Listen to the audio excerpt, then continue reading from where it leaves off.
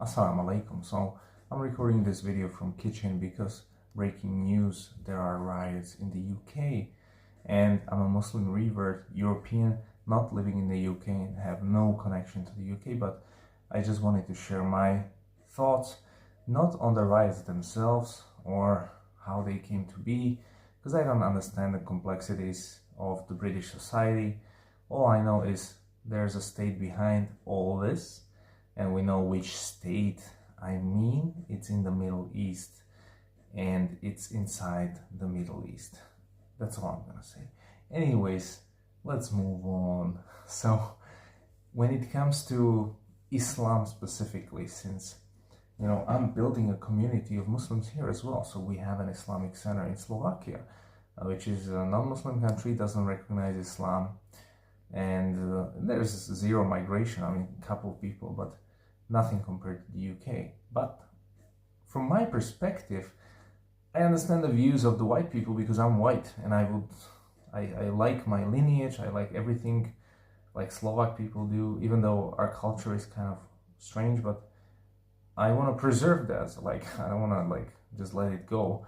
And in Islam, that's what you should preserve. So like your country or your culture, you can preserve. You just kind of get rid of the haram. So I understand the frustration of British people, because if you get 30% or like 40% in Birmingham, where people are not British but they are like immigrants, that can be quite tough, because those things also don't play well in Turkey, for example, with Syrian refugees or with Pakistanis. And I have friends in Turkey who tell me like Turkish people hate it, and whenever there's like a threshold of, I don't know, 20% of society is immigrant based, it can lead to these things, because that's never been the case before, and it starts to change the demographics. Anyway, I don't want to talk about it because I visited London like a year ago, called it a Londonistan, even though it's a pejorative word, but I saw it. Like, East London is not London anymore. Like, how is a white British person supposed to feel there? Like, it's not his. And I know the Muslims will say, well, they colonized us. They didn't colonize me. Like, I don't have that feeling of inferiority to them. So that's something I can't relate about, like colonization, all that stuff. I understand it, but that doesn't justify what's happening out there. Anyways, the violence from Tommy Robinson is obviously the key there, because they are looking for an outrage. Anyways, my point is, if you're implementing Islam in a non-Muslim land, you have to really think about how it's going to be perceived by population. So also here we had a couple of masjids and Islamic centers, and they were run by foreign people, right? By foreign people. And same with Czech Republic, and same mostly in Europe. What's the deal with that? What's the issue with that? Well, most people who then go there to pray are just Muslims. So the masjid actually has a function of just kind of like preserving the iman of the Muslims in that area. And that's not right, because like the reason you're in the West at all by any Islamic standard is to do one thing only: dawah. If you came for an economical reason, that is kind of not allowed in most of the madhabs. So pack up and go. Because really, the only reason to live among the people, non-Muslims, is to give them dawah. And I don't mean just like, hey, hello, what's up? Like real proper dawah. Not like handing out flyers, but doing something for the sake of Islam.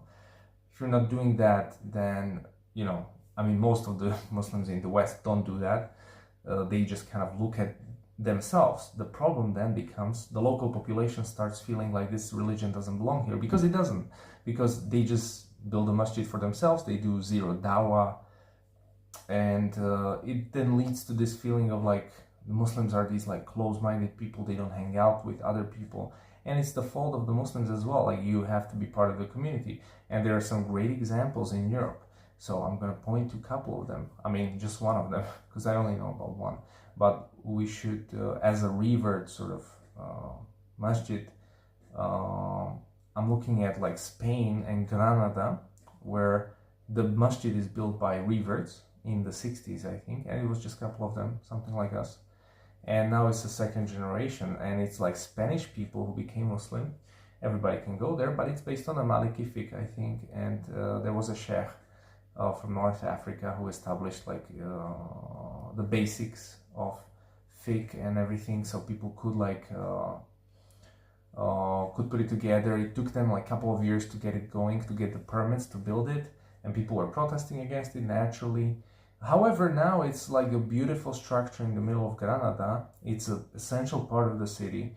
Tourists go to the masjid because it's beautiful. It has beautiful gardens and everything, beautiful views, and the masjid is just amazing in terms of like Islamic education. There's so many events every time, like there's weekly things going on. It's not like masjids in the UK where there's nothing going on, just like learning Quran, teaching like things, but there is no engagement with outside community. That creates like problems. So that masjid really actually became part of that city, and so Spanish people recognized like, oh, there's no threat here. This is just like they are just here with us, and it was okay. A lot of Spanish people were also the Muslims, and that's also the key. So that's one model. I mean, there's a couple of them in Europe where, I mean, it's not scalable, obviously, because the immigrants are bringing the Islam. But I'm talking also to white Europeans who are Muslim and who are in charge of communities. We started Sakaliba. You know, Sakaliba means kind of like Slavic people, which refers to Slovak heritage. And we put that above everything else. That this is reflecting our identity. This is for Slovak Muslims. So if you are somebody from Slovakia thinking about Islam, come to us. There's no one else who's going to engage with you on that level, because we come from where you are from. We come from Christian families. We come from broken families. We have the same background, same language, same food, same education, same understanding of the world. So we'll be much better to help you transition into Islam than a foreigner who has no context of this society. Same in the UK. So in the masjids, they started to be built in the 60s, 70s.